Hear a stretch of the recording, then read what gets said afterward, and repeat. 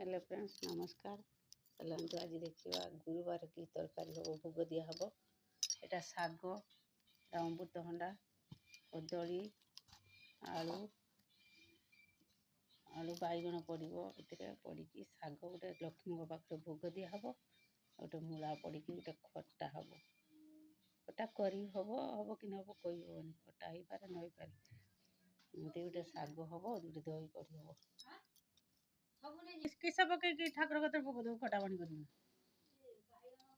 बैगण मूला आउ किस हाथी आलू काकुड़ी पूरा हाथ होनी आउ किस